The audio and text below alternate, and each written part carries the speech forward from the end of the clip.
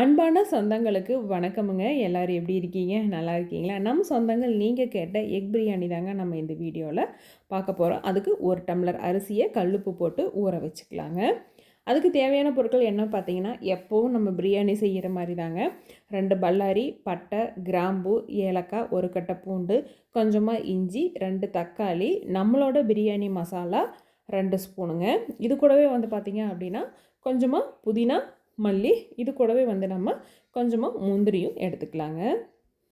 பிரியாணி தாளிப்புக்கு 2 பல்லாரியை கட் பண்ணி எடுத்துக்கலாங்க. இது கூடவே வந்து பார்த்திங்க அப்படின்னா 1 கட்டை பூண்டு, கொஞ்சமாக இஞ்சி, 2 தக்காளி, இது வந்து மிக்ஸி ஜாரில் வந்து நம்ம அரைச்சி எடுத்துக்கலாங்க. இப்போ நம்ம பிரியாணி வந்து தம் பிரியாணி தான் செய்ய போகிறோம். ஸோ அதனால் குக்கரில் எண்ணெய் சேர்த்திக்கலாங்க.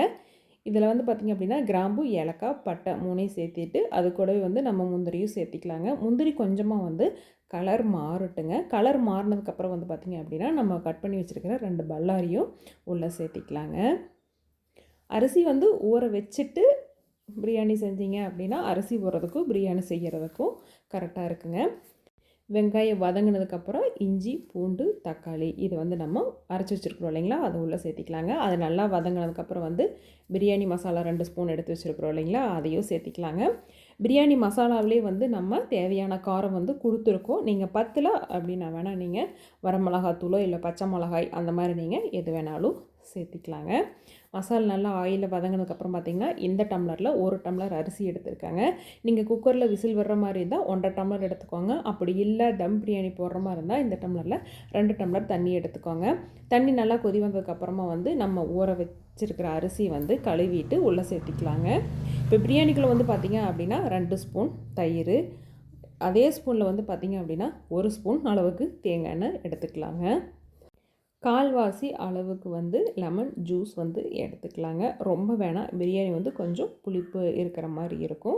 இது எல்லாம் வந்து நல்லா கலக்கி கொடுத்துட்டு நம்ம குக்கருக்குள்ளே சேர்த்திக்கலாங்க. நம்ம தேங்காய் எண்ணெய் எதுக்கு சேர்த்துறோம் அப்படின்னா பிரியாணி வந்து ரொம்பவுமே வந்து சாஃப்டாக இருக்குங்க, அதுக்காக தான் சேர்த்துறோம். தண்ணி நல்லா கொதி வந்துருச்சுங்க. நம்ம குக்கர் வந்து தண்ணி நம்ம சேர்த்துனதையுமே வந்து நீங்கள் பிரியாணிக்கு வந்து தம் போடுற மாதிரி இருந்ததுன்னா இன்னொரு ஸ்டவ்வில் வந்து இரும்பு தோசைக்கல்லை வந்து நல்லா ஹை ஃப்ளேமில் வச்சு சூடு பண்ணி அப்படியே வச்சுக்கோங்க. அது அப்படியே இருக்கட்டும். இதுக்கு முன்னாடி வந்து நம்ம மஷ்ரூம் பிரியாணி, வெஜ் பிரியாணி வீடியோலாம் வந்து பார்த்திங்க அப்படின்னா தம் பிரியாணி செய்கிறது எப்படின்னு வீடியோ போட்டிருக்குறோங்க. ஸோ இது கொஞ்சம் கிளியராக உங்களுக்கு புரியல அப்படின்னா நீங்கள் அந்த வீடியோவை போய் பாருங்கள், கண்டிப்பாக புரியும். அரிசியும் தண்ணி வந்து பார்த்திங்கன்னா இந்த மாதிரி கொஞ்சம் கொல கொலன்னு இருக்கும்போது வந்து பார்த்திங்க அப்படின்னா என்ன பண்ணணும்னா நெய் சேர்த்திக்கலாங்க. ஒரு சிலர் வந்து தாளிக்கும் போதே வந்து நெய் சேர்த்துவாங்க. அப்படி தாளிக்கும் போதும் நெய் சேர்த்து இப்போவும் நெய் சேர்த்துனா நெய் வந்து ரொம்ப அதிகமாகிருங்க. வீட்டில் பெரியவங்கள்லாம் இருக்காங்க அப்படின்னா நெய் கொஞ்சம் கம்மியாகவே எடுத்துக்கலாம். இந்த ஸ்டேஜில் வந்து பார்த்திங்க அப்படின்னா புதினா, மல்லி இலை இது 2ஐயுமே சேர்த்திக்கலாங்க.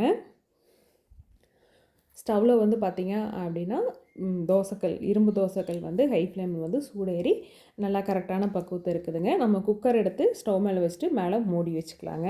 ஒரு நான்ஸ்டிக்கில் வந்து பார்த்திங்க அப்படின்னா சாம்பார் பொடி 1/2 ஸ்பூன், வரமிளகாத்தூள் ஒரு 1/2 ஸ்பூனுங்க.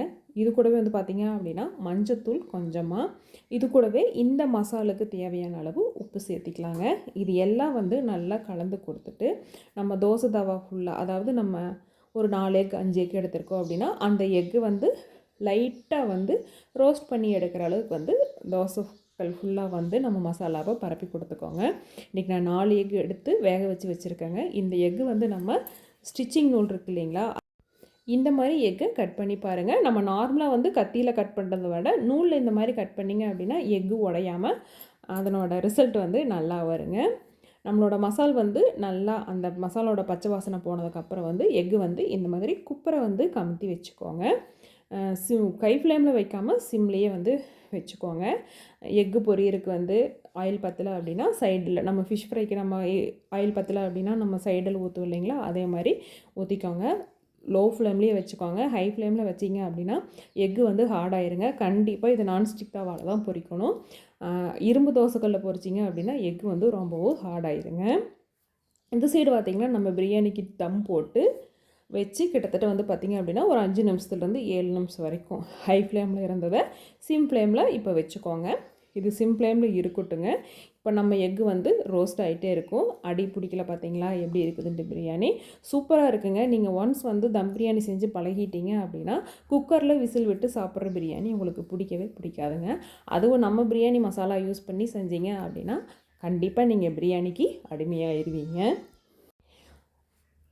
எக்கு வந்து ஒரு சைடு வந்து நல்லா பொரிஞ்சதுக்கப்புறம் வந்து பார்த்திங்கன்னா ஒரு கத்தி முனியில் வந்து இதை திருப்பி போட்டுங்க. நீங்கள் ஸ்பூன் வச்சு திருப்பி போடுற மாதிரி இருந்தாலும் திருப்பி போட்டுக்கோங்க. ரொம்ப நேரம் வந்து அப்படியே விடாதீங்க, எக்கு வந்து ஹார்டாயிரும். எக்கு ஃபுல்லாக வந்து பார்த்திங்க அப்படின்னா திருப்பி போட்டதுக்கப்புறம் வந்து ஸ்டவ்வை ஆஃப் பண்ணிக்கலாங்க. ரொம்ப நேரம் வந்து ஸ்டவ்லேயே இருக்க வேணாம். இப்போ நம்ம பிரியாணி இருக்கிற ஸ்டவ்வை வந்து ஆஃப் பண்ணிவிட்டு நம்மளோட எக்கு வந்து உள்ளே சேர்த்திக்கலாங்க. உள்ளே சேர்த்துனதுக்கப்புறம் வந்து பார்த்திங்க அப்படின்னா ரொம்ப போட்டு குழைக்கக்கூடாதுங்க. எக்கு வந்து அப்படியே ரைஸ் வந்து க்ளோஸ் ஆன மாதிரி க்ளோஸ் பண்ணி வச்சுக்கோங்க. க்ளோஸ் பண்ணி வச்சுட்டு இது திரும்பவும் வந்து க்ளோஸ் பண்ணிவிட்டு நம்மளோட பிரியாணி வந்து தோசை தவா சூட்லேயே வந்து அப்படியே தம் ஆகிட்டே இருக்குங்க. பிரியாணி வந்து எவ்வளோ நேரம் வந்து தம் கொடுக்குறீங்களோ அந்தளவுக்கு வந்து பிரியாணி வந்து ரொம்பவுமே வந்து டேஸ்ட்டாக இருக்குங்க. இது இப்படியே இருக்கட்டுங்க. இப்போ நம்ம ஒரு பல்லாரியை கட் பண்ணி இப்போ நம்ம ஆனியன் ரைத்தா வந்து ரெடி பண்ணிக்கலாங்க. நீங்கள் சின்ன வெங்காயத்தில் ஆனியன் ரைத்தா பண்ணுற மாதிரி இருந்தால் சின்ன வெங்காயத்தை வந்து தண்ணி ஊற்றி கழுவி எடுக்க வேணாங்க. பல்லாரி சேர்த்துறீங்க அப்படின்னா வெங்காயத்தை வந்து நல்லா கழுவி எடுத்துக்கலாங்க. தயிர் வந்து நல்லா க்ரீம் மாதிரி பீட் பண்ணி எடுத்துகிட்டு நம்மளோட ஆனியன் ரைத்தாவை நம்ம ரெடி பண்ணிக்கலாங்க. ஆனியன் ரைத்தாவும் ரெடி ஆயிடுச்சு, நம்மளோட எக் பிரியாணியும் ரெடி ஆயிடுச்சு. ஓகேங்களா? இப்போது நம்ம சூடாக சாப்பிட போகிறோம். எப்படி சாப்பிடணும் தானுங்க சொல்லி கொடுக்கணும் கண்டிப்பாக இந்த பிரியாணியை. கொஞ்சம் ரைஸு, கொஞ்சம் குக்கரில் விசில் விடுற மாதிரி இருந்ததுன்னா ப்ளைனாக பிரியாணி மட்டும் செஞ்சுட்டு அதுக்கப்புறமா வந்து எக்கு ரோஸ்ட் பண்ணி அதுக்கப்புறமா வந்து ட்ரை பண்ணி பாருங்கள். ஆனால் குக்கரில் விசில் விட்டு செஞ்சு இந்த எக் பிரியாணி செஞ்சால் டேஸ்ட்டாக இருக்குமா அப்படின்னா என்னை கேட்டால் எனக்கு தெரியாதுங்க. ஏன்னா நான் தம் பிரியாணி தான் செஞ்சு சாப்பிட்டு இதுக்கே நாங்கள் வந்து அடிமையாயிட்டோம்.